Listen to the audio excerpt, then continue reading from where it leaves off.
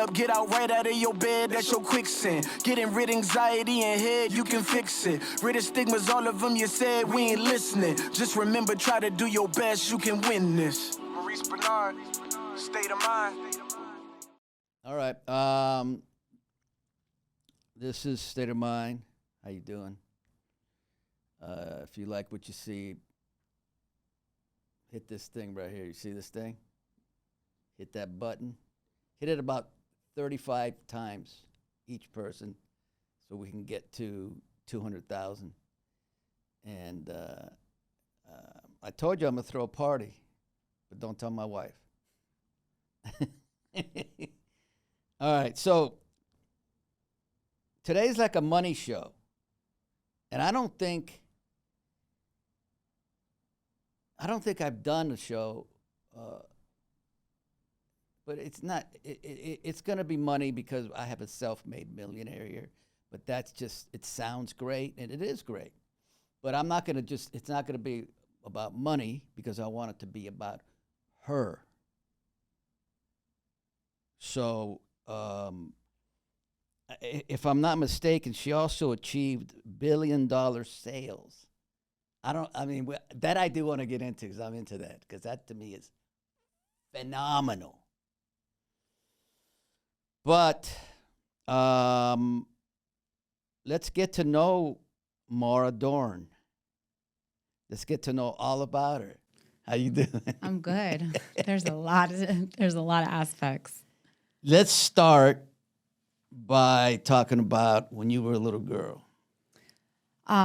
So yeah, when I was a little girl, I would say this is really kind of where everything started to, I don't know if that makes sense, but I would say that's kind of where my journey began when I was, and by the way, this is very recent that I've ever even spoken about this. I've never spoken about this, I would say, probably in the last year and a half have I ever really come forward and spoken about my experience as a little girl. And when I was 6 years old, on vacation, on Thanksgiving, I lost my father. Wow. Of a heart attack. Yeah, he was 38 years old, second heart attack, so even crazier. I was 6 years old, my mom 41, and we were on a vacation, driving from Florida to Atlanta, Georgia to visit friends, and my dad died in the middle of the night while I was sleeping. Are you serious? Yeah. Let me tell you something right now, because we had a talk. How you started this out is what you want to, I don't want to say sell. It's how you want it. If you ever do a podcast, yeah, this is beautiful.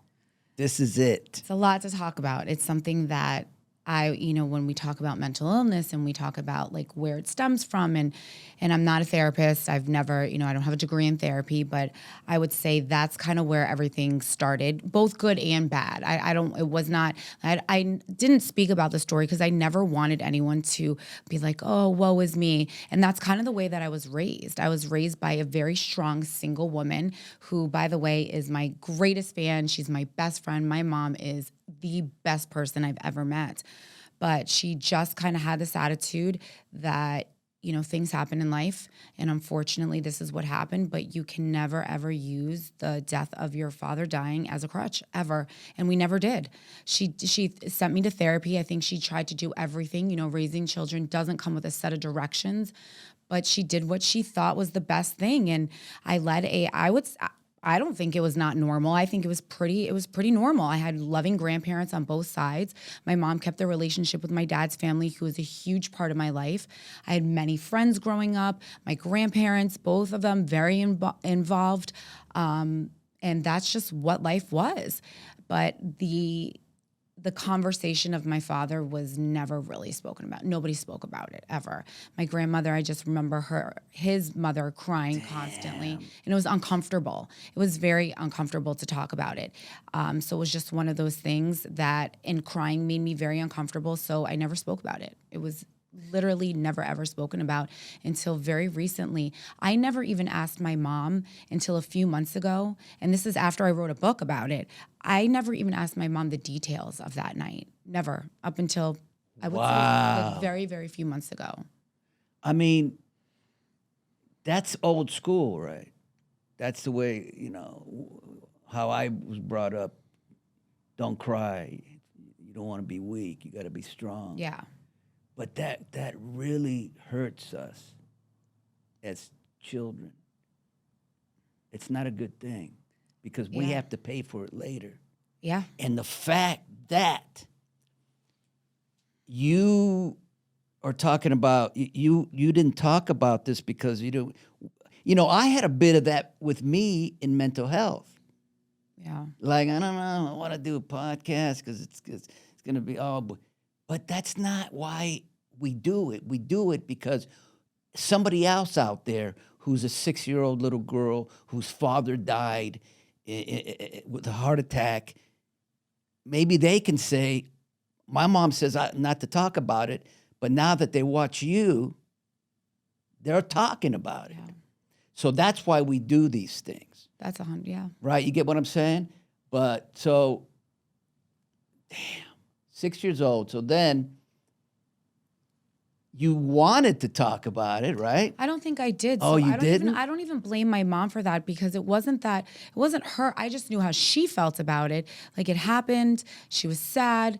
And then I think after that, I never wanted to be uncomfortable and watch the crying. So it wasn't that she didn't want to talk about it. She just never pressed me about talking about it. And then anytime we would go around my dad's family, it was very melancholy, very upset. It was just upset. It was such an upsetting experience that I think that I just never wanted to talk about it because I didn't want to upset anybody. Now, with your friends and stuff, did you talk about No. No? Never. I have my friend sitting here for 30 years. You can ask her. I never spoke about it ever. She knew. Then you're holding that in, let's say. I mean, whether you think you're not or you have to be. And you can't just say to your friend, my dad, he died. Wow. I don't think I ever looked at it like that. I don't think I really ever thought about it until I started dealing with anxiety and really understanding and panic and understanding where it came from. I think I really just kind of suppressed it. I knew that I was dealing with anxiety my whole life. I didn't know what it was because at that time, I mean, in the 90s, nobody was really coming forward about mental illness. Nobody really was. And then, I remember like there would be times where my stomach would hurt or I'd be nervous about going into something, but it was anxiety this whole time. And I would just chalk it up to, all right, my stomach hurts. Let's move on. Let's move forward to it.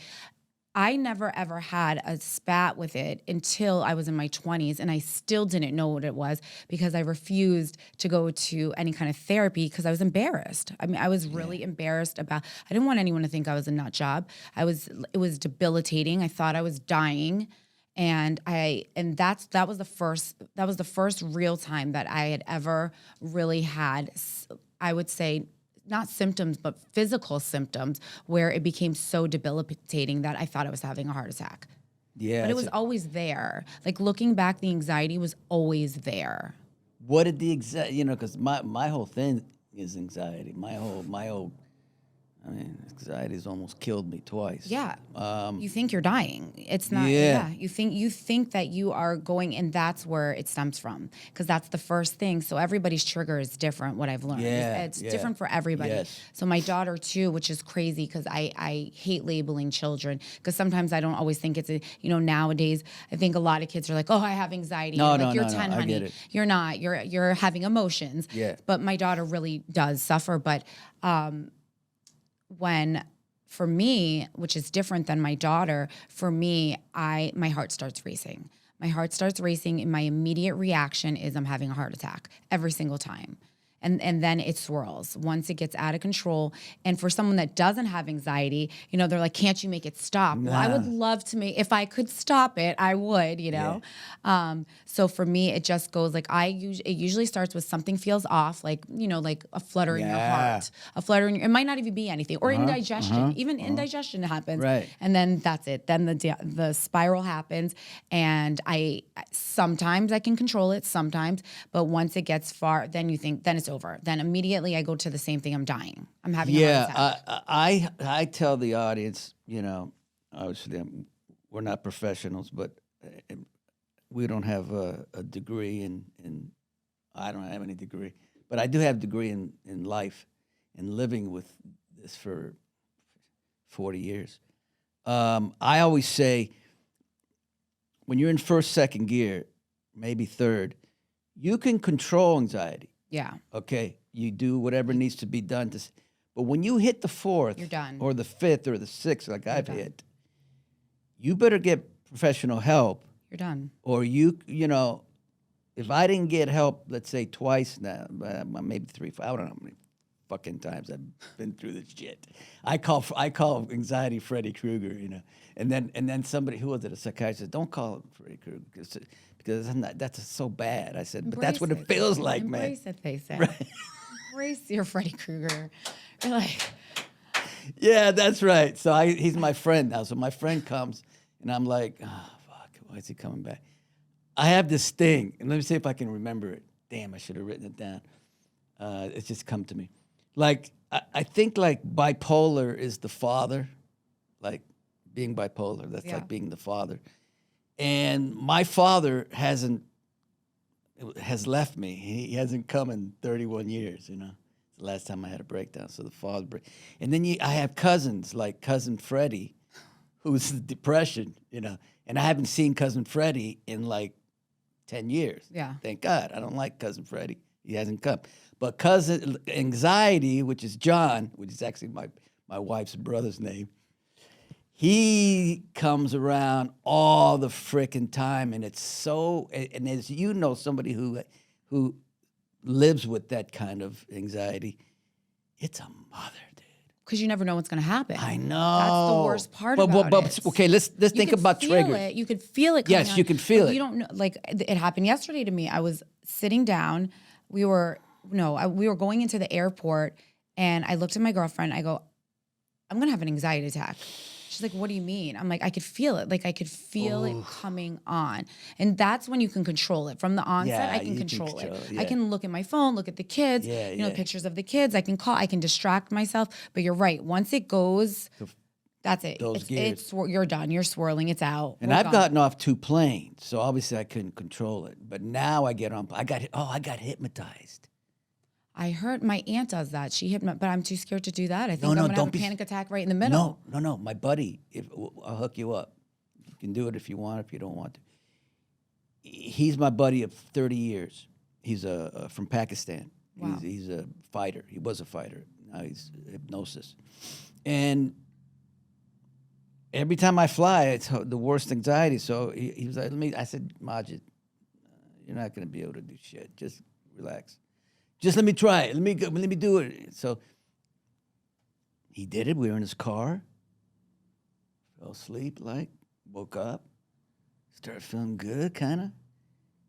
And I've flown 15 planes without anxiety since. Oh, that's nice. I fly every 8 to 10 times. And you have anxiety? 8 to 10 days I'm on a plane. Yeah, it goes through the same thing every time. It's miserable. And I can't drink because I'm usually going to work, and not only that, it makes me sick. Some say smoke weed. I can't, forget it. No drugs for me. No, because of paranoia. I just can't do it. Yeah. Some say take the Xanax, but I'm usually going to work, but then I'm knocked out like a zombie. So I have no choice. I have to grit and bear it I could sleep on a plane. I can sleep. So that I've learned, if I book an early morning flight, I'm good. But it's the same process I hate flying. Hate it. Okay, well, I'm going to hook you up and at least talk to him. I will, whether yeah. you do it or not.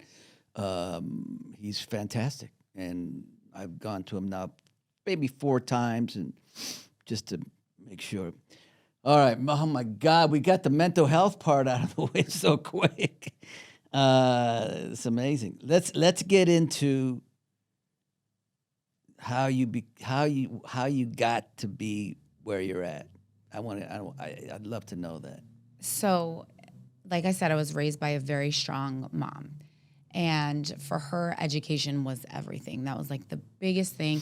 I didn't even know there was not a choice to go to college. So I thought I was going to law school. That's where my trajectory was. I went to a pre-law high school. I went to college, received a master's degree and undergraduate degree in criminal justice. And unfortunately, the financial crisis happened in 2008. Oh, yeah. So at that time, I was already newly married. I had my first child, and my ex-husband had businesses all over Orlando in tourism. And unfortunately, when 2008 happened, tourism plummeted and we lost 6 businesses 6 months, and 6 months gone, literally like that. Everything was gone. The car went into repossession. The house went into foreclosure. I mean, it was horrible. And I thought, I was like, I'm still going to go to law school, but there was no money for me to go to law school. So I figured, you know what? I have this great degree. I'm going to try to get a job in my field. No jobs. So here I was. I'm like, what do I do? I'd never been in, I'm a fighter. What am I going to do? This is crazy. We were begging and borrowing from everybody that we knew. And we had a huge household bill, which was health insurance. So I went online, made an inquiry trying to lower my health insurance prices. A girl came to my house, young girl, and sold me health insurance. The next Monday morning, her boss calls me, and I'm thinking it's like a quality assurance call. Maybe they're calling to see how the insurance went. And the boss came in and was like, listen, or called me on the phone and said, listen, my salesperson really liked you, and she thought that you do very well with health insurance and selling it. I'm like, I'd never sold anything in my entire life. But the truth is I had nothing going on. I couldn't get a job anywhere. I was overqualified. There just weren't hiring. So I said, you know what? I have nothing to lose. Let me see. So I went to an interview, which looked like a multi-level marketing scam in an auditorium. There must have been like 150 people sitting in this auditorium listening to this man talking about health insurance and how, it's going to be the greatest thing. There's residual income. It was like a foreign language to me. So I'm like, I run out, I bolt out of the door. He finds me at the end of the hallway, said, well, what do you think? I'm like, no way. And mind you, like the family I come from, the only acceptable careers were either a lawyer or a doctor. Yeah, that was it. right. Maybe an accountant, but I'm not good with numbers, so that was out. So the guy starts talking to me, starts explaining this concept of residual income. I'm like, you know what? It can't be that. How bad can it be? I don't know why I believed him, and I went and got my health, life, and annuities license. And I came back, started. I wish I could tell you that I was an anomaly, and I did amazing. I did not. I did horrible. Really? I fell flat. Yeah, I fell flat on my face.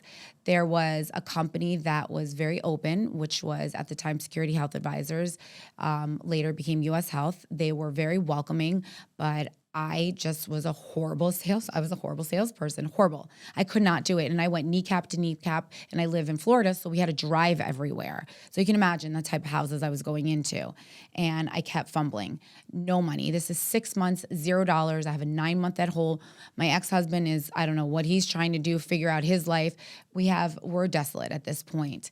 And I remember I made an appointment 45 minutes away to go sell somebody health insurance. And now, mind you, this is predominantly male-dominated, like completely out of left field, never sold anything. I'm going 6 months, no money, and I drive 45 minutes to this appointment. I'm like, okay, here's the deal. Either I'm going to go big or go home or I'm out. Like, I don't care what happens. This is it for me. I drive to the appointment, and we, at that time, were selling people that were only insurable. So they had to have limited problems. So I go and I pull up to this like double wide trailer, and this guy comes out, and he must have been like 400 or 500 pounds, which I knew as soon as I saw him, he's uninsurable. I'm like, oh my God, this is horrible. I'm walking away with no check.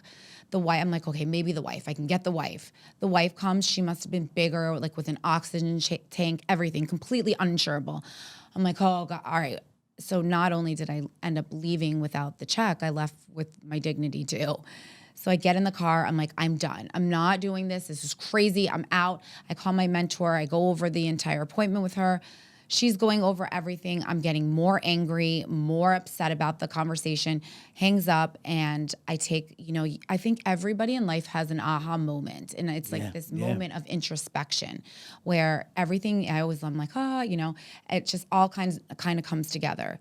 And I remember looking at the rearview mirror, and I'm like, okay, it's not everybody else. That's the problem. It's just not. And there was people that were doing better than me. They weren't as talented as me. They weren't as smart as me. I'm like, there is something going on, and it's not everybody else. It's not the leads that are terrible. It's not my leader. It's me. I'm the problem.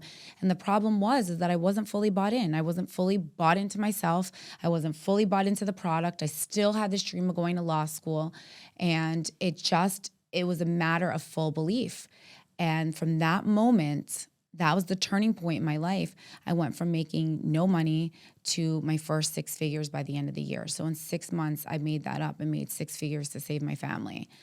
And then from there, it took off. Like it completely took off. There was, of course, bumps in the road. I was the youngest and hottest. I was the youngest female in the industry. And my company it wasn't the company's fault that it was male dominant. It is what it was. Yeah. And then from there, I just took off. And then I realized that people liked me. And I liked people. And then I wanted people to have the same experience as me and not go through as many challenges as I did. So I started to build a sales team.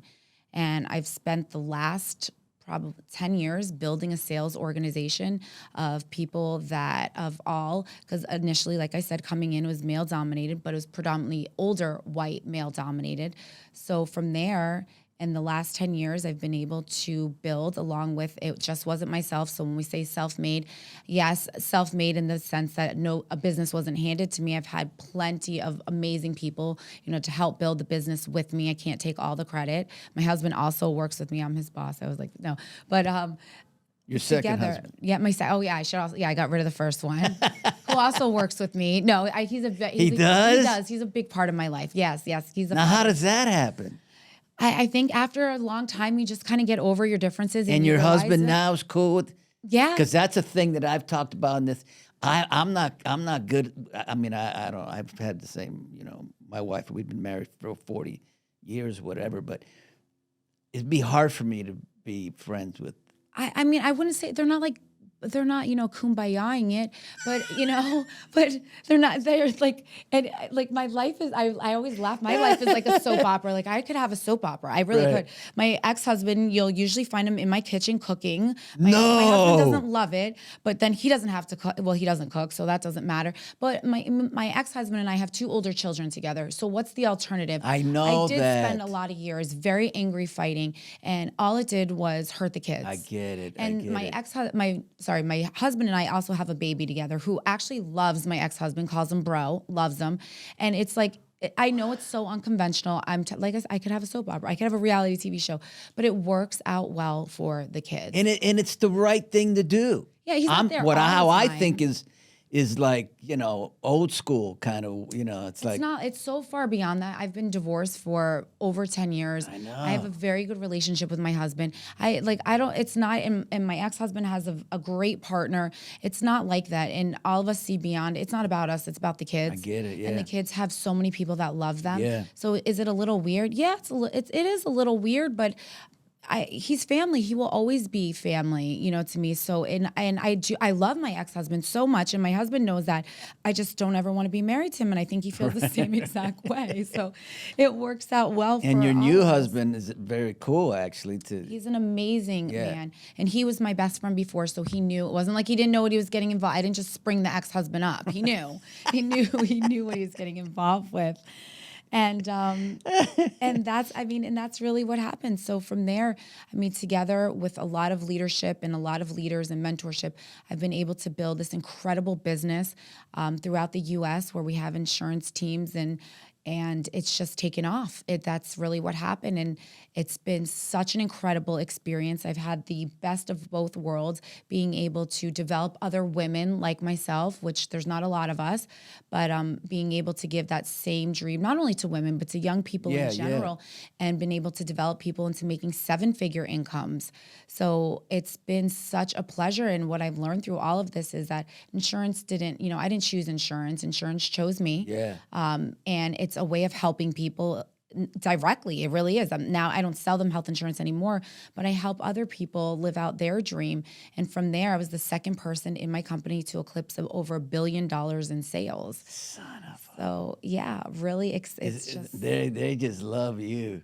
Yeah. Whoever that is, that's the billion whatever, and whoever you're working with, they're like, damn. Yeah, I hope so. Yeah. Did they throw you a party or something? Or no, they gave me a Rolex, even better. A nice Rolex. Yeah, it was a beautiful That's Rolex. It was so nice. Wow. Yeah, man. but that's not my love language. I would have rather them done something like for my team than for me. Yeah. You know, once you can afford to buy for like, that's just not my love I language. get you, I'd rather give than receive. And that's like a big part of who I am, and my leadership style is leadership and servitude and giving back and leading people. That's a very big, that's just a huge part of what I believe in. At what point did you know, I know you told me the story, but at what point did you know, oh man, this is going to work? I don't think I ever really was like, oh man, I think I had no choice. It was really a survival for the fittest. But I think when I started to see that I was able to develop other people and that I can emulate and duplicate what I was doing, then I was like, this is where I'm supposed to be. Wow. And that's why I still do it. I mean, I love it. I'm actually going, I have an office in Vegas. So like, talk about a crazy schedule. I'm going to Vegas tomorrow. So tomorrow morning I'll be in office and I love it. I absolutely love it. I mean, that's you must feel like, well, it's also good because how it all happened. Yes. It wasn't like nothing was handed to you. Nothing, zero. You know, I'm the same way. Nothing was handed to me. You know, you want to be an actor in a small town like I had, you're an alien. No one does it. And then that's the pressure of everybody thinking you can't and you feeling you have no choice, right? Yeah, and you use it to propel you to go forward. I think that was like a big thing for me, is everybody was like, you can't. Yeah, that's the fuel, right? You can't. It's not going to happen. And I'm like that now. I can't. I'm not. Right. I will. Watch. And I do every single time. I love the pressure. I use it in such a powerful way. And that's part of it too, is showing other people, the naysayers, and changing that negative self-talk and turning those negative definitives into positive definitives. Yes. I can't. You can, even with my kids. That's a big thing. They cannot say they can't or I won't. I'm not. Right. Those don't exist. That's not part of our vocabulary. I will and I can. You can be apprehensive, but you can't be scared. So your book, Perfect Imperfection, what's that about? Exactly what that is. Perfect Imperfection. Yeah. It's so 2 years ago, long story short, I was approached to write a book. I'd never written a book in my entire life. I got stuck. I had a ghostwriter write it. I love her. I wanted to be authentic. And that's a big part. Like whatever comes in my head comes flowing out of my mouth. The book just wasn't authentic. So I rewrote the book, and I really wanted to highlight the different insecurities, the different obstacles that I went through throughout my life. And I talk about them in depth, give a little self-help. I'm not a therapist, but just little things that I do. And the message is that we're all flawed. Nobody is perfect. Nobody is without flaws. And I think it is perfectly imperfect. You know, I don't even know what is perfection? That's not even what does that mean? It's so different for everybody else. Yeah. So, you know, when you think, and I think your perfect imperfections make up who you are, which is so perfect. I agree. And we're so unique in our own ways. And I wanted to be very honest, very boisterous. I talk about anxiety in my book and the embarrassment that I face. I talk about a lot of insecurities, whether it's body dysmorphia, body imaging. I talk about insecurities now, my own, that I still face. So that's really what it was, is that a very open, honest voice that I felt like I was speaking on behalf of a lot of women, and anybody that felt embarrassed, they should never feel embarrassed, because we're all going through the same thing. Absolutely agree. That's what the book is about. So to end this, I want you to be the host and ask me some questions, 2, 3, whatever. I don't know. We'll see how it goes. Oh, I like that. So I actually did a little research. I'm a little nervous. I don't get nervous. Wow, that's interesting. So I actually did a little research on you. Okay. Okay. I had to call some critics to find out exactly, because I didn't watch soap operas ever growing up. So I looked you up. I was like, okay, this guy seems like the real deal. We did a little Instagram stalking. So you've had an incredible experience, life. I'm sure you've been, the Hollywood scene has been probably, I mean, people have so many different perceptions and they've had so many different experiences. So I want to know how you even got involved in Hollywood and where that came from to start. That's my first question. Yeah, well, that's a good question. You know, I started as a model very unsuccessful because I was too short. But I lied and said I was 2 inches taller, but no one believed me. And then from acting, there's a story that I tell where I got into acting because I felt something about acting, you know? And I went to this acting coach, first one, and he said, have you done any acting? I said, no. He said, well, here, take these sides. You know what sides are? I said, yeah, you read off the paper, right? He goes, yeah, just read off the thing. This is Al Pacino did it on Broadway, this play. So I'm like, hey, Bobby, fuck a roast beef sandwich, am I right? Bring it over here. Bring it over here. Come on, let's go. Finished it. He goes, you've never done it? I said, no, it's the first time I've acted. He goes, all right. So I went back to my agency, my modeling agency, and my agent said, you know what your acting coach said? I said, no, what? He goes, he said, you're going to be the next Al Pacino. The problem was, that sounded great, but that's when I started my first nervous breakdown because the high of this guy saying I was going to be Al Pacino and the pressure of trying to make it as an actor, they put me in a mental institution for 2.5 weeks. So this is before you even... Before acting. I mean, it just started acting, you know.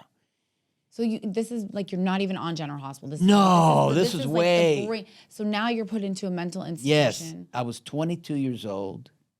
I had my birthday in the mental institution. And there was walls like that. Oh, man, got emotional. And it was my birthday, and I tell this also the story about when you're a bad boy, when you don't take your medication or when you don't, I jumped on the counter or whatever, they throw you in a seclusion room. They don't have these rooms anymore. Well, they don't tie you up anymore. And they would tie me up from my waist, my wrist, and my ankles. And the story I always tell, and I'll say it now just because it's in my book and stuff, but all I want to do is get out, right? And I'm tied up. And then there was a latch on the wall, and I grabbed the latch, and it was about this long, metal latch. And I put it to my wrist, and I said, God, please help me, please. What's happening to me? I don't know. And I opened my eyes. I took the latch, busted it in half, and made it into a cross. And I knew even then that there was a reason why God was putting me through this. And the reason is that I was going to help other people not go through what I went through. And that's... Your purpose was greater than yourself. Yeah, yeah. And then a year and a half, I escaped from the hospital, right? Weighed 129 pounds. About a year after that, or a year and a half, I got all my children. Well, how was that? Like, now you're trying to pretend to be normal and battle. I mean, because I deal with this. Like, I pretend to be normal because I don't think anybody's... Right, First, I don't think anybody's normal. Right. Let's be honest. I think everyone's a little cuckoo. Everybody. Yes. So now you're trying to pretend to be normal and deal with mental illness. How were you able to... I mean, you were on there for years. Jesus, she should just be the host of State of Mind, seriously. I could be your co-host. And I'll leave. How were you able to control both? Like, it wasn't that's a lot of pressure. Read lines, be on set, look good, maintain a family. You know what, Maura? It's interesting you say that because forever I never thought of it as difficult. Mm-hmm. But now that at 61 years old, and a friend of mine would say, it's hard enough to be an actor, but to be an actor who is bipolar and is mentally ill is really, really, it's unbelievable. And I got to be honest with you, now I'm like, I don't know how I did it. You just do it. And then it was just doing it. I didn't think. People say, oh, it's difficult. Yeah, it's difficult. But now because of it, it's like, I say to God, everybody suffers, and we turn that into positive and energy and fuel. The suffering makes us better, makes us who we are. But I say that sometimes can you end it though at some point? Yeah, who wants to live like that? No, I get it. I Right? yes, because like when I get so anxiety ridden, the same thing happens. I'm like, who wants to live like this? This is horrible. Where you have these, and you know that these thoughts are not rational. Like you know this. They're not. You know this. But like, who wants to? I battle this all the time. I'm like, who wants to live like this? This is awful. It's horrible. It's such a debilitating feeling. But what we have to accept it, And there's no choice. You have to move forward. because what else are we gonna There's do? no alternative. Nothing. What are you not going to show up? That's your livelihood. Yeah. I get it. So it never looks like, until you look back and you're like, oh my God, I'm dealing with this and this, but but we're decompartmentalizing all the time. So it doesn't ever feel like that until you look back and you're like, oh my God. Yeah. I don't know what's crazier, the illness or like what we're doing. Yeah, exactly. All right, look, I'm going to end this because that was by saying to the audience, Maura's going to have a show, and I'm gonna put myself on the line here a little bit. She's going to have a show, and I can guarantee you it's going to be successful. Guarantee you. Okay? And I told her earlier, I've had these feelings with 4 other people maybe, but they didn't do anything because that's the way some people are. But she's gonna have this thing. You guys should watch it, and she's just meant for it. Meant for it. I'm not. Look, she's like a pro. I'm just a guy who talks good and really good storyteller, and I can do that and I can listen. But she's actually a pro. That's what I felt. Thank you. Anyway, thank you for coming. Thank you for having me. State of Mind. See you later.